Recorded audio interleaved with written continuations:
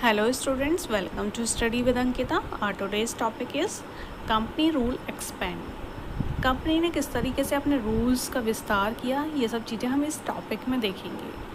If we analyze the process of annexation of Indian state by the East India Company from 1757 to 1857, certain key aspect emerge. अगर हम overall analyse करें तो east India company ने 1757 से 1857 तक India के बहुत बड़े इलाके पर कब्जा कर लिया था. The company rarely launched direct military attack on an unknown territory. Company को बहुत कम ही आवश्यकता पड़ती थी कि वो डायरेक्ट अटैक करे किसी भी टेरिटरी पर. कंपनी क्या किया करती थी, वो ज़्यादातर political, economical and diplomatical attack methods को यूज़ किया करती थी किसी भी राज्य को हड़पने के लिए. कंपनी क्या करती थी, किसी भी दो राज्यों में फूट डलवा दी और उसके बाद में दोनों राज्यों पर अपना अधिकार जमा लिया, या फिर किसी भी राज्य को इकोनॉमिकली इतना ज़्यादा दबा दिया कि उसने खुद ही सरेंडर कर दिया. मतलब कंपनी इस तरीके की पॉलिटिकली, इकोनॉमिकली, डिप्लोमेटिकली मेथड्स का यूज़ करके किसी भी राज्य को हड़प लिया करती थी. After the battle of Buxar 1764, battle of Buxar कब हुआ था? 1764 में हुआ था.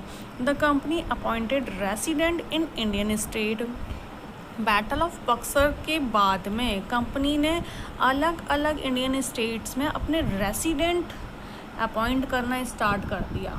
ठीक है, रेसिडेंट क्या हुआ करते थे? रेसिडेंट एक पॉलिटिकल एजेंट हुआ करते थे जो अंग्रेज़ों तक खबरों को पहुंचाया करते थे. ठीक है, ओवरऑल अगर हम देखें तो अंग्रेज़ों ने बंगाल पर तो अपना अधिकार कर ही लिया था. इसके अलावा और भी इंडिया में अलग अलग स्टेट्स थे, उस पर भी कंपनी अपना अधिकार करना चाहती थी, अपना शासन करना चाहती थी. तो कंपनी ने क्या किया था, अलग अलग राज्यों पर अपने रेजिडेंस मतलब अपने आदमियों को बिठा दिया था. वो देखते थे कि वहाँ का राजा क्या कर रहा है, उस राज्य में क्या चल रहा है. वो सारी की सारी इन्फॉर्मेशन वो कंपनी को लाकर देते थे अलग अलग स्टेट्स की.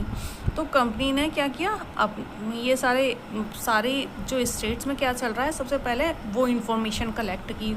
उसके बाद में कंपनी ये ट्राई किया कि वो ही डिसाइड करे कि अगला राजा कौन होगा और आगे किन किन लोगों को एडमिनिस्ट्रेशन पोस्ट पर अपॉइंट किया जाना है.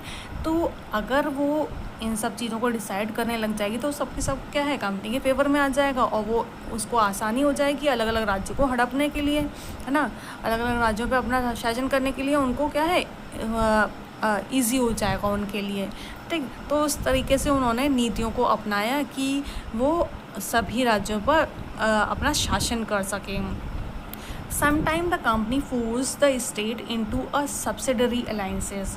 Sometime कंपनी क्या किया करती थी, फोर्स करती थी स्टेट्स को सब्सिडरी अलाइंसेस के लिए. अब ये सब्सिडरी अलाइंसेस क्या थे, ये बहुत ही ज़्यादा इम्पोर्टेंट है, मार्क लगा लें, बहुत ज़्यादा इम्पोर्टेंट है. ठीक है, सब्सिडरी अलाइंसेस क्या हुआ करते थे, जो राजा था उसे अपनी आर्मी रखने का अधिकार नहीं होता था. राजा को अपनी आर्मी रखने का राइट नहीं हुआ करता था. राजा के लिए जो प्रोटेक्शन है वो क्या है, कंपनी ही दिया करती थी, कंपनी ही उसको प्रोटेक्शन देगी. बट क्या हुआ, but had to pay for the subsidiary forces that the company was supposed to maintain for the purpose of this protection. लेकिन राजा को उस आर्मी रखने का पैसा उन्हें देना पड़ता था. मतलब कंपनी को राजा को पैसा देना पड़ता था सब्सिडरी फोर्सेस के लिए.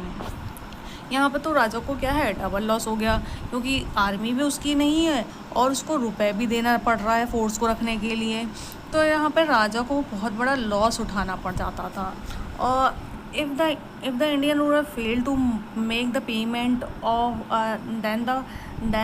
then part of their territory was taken away as penalty.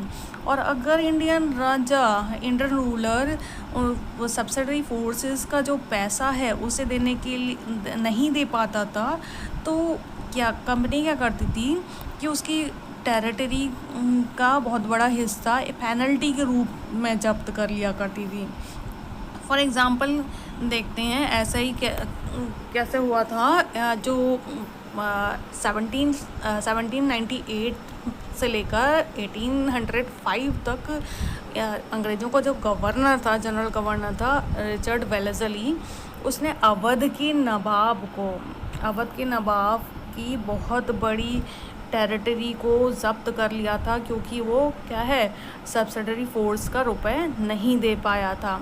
और इस तरीके से ही हैदराबाद में भी काफ़ी बड़ी टेरिटरी को ज़ब्त कर लिया गया था, क्योंकि वो लोग भी क्या है, सब्सिडरी फोर्स का जो रुपए था उसे नहीं दे पाए थे।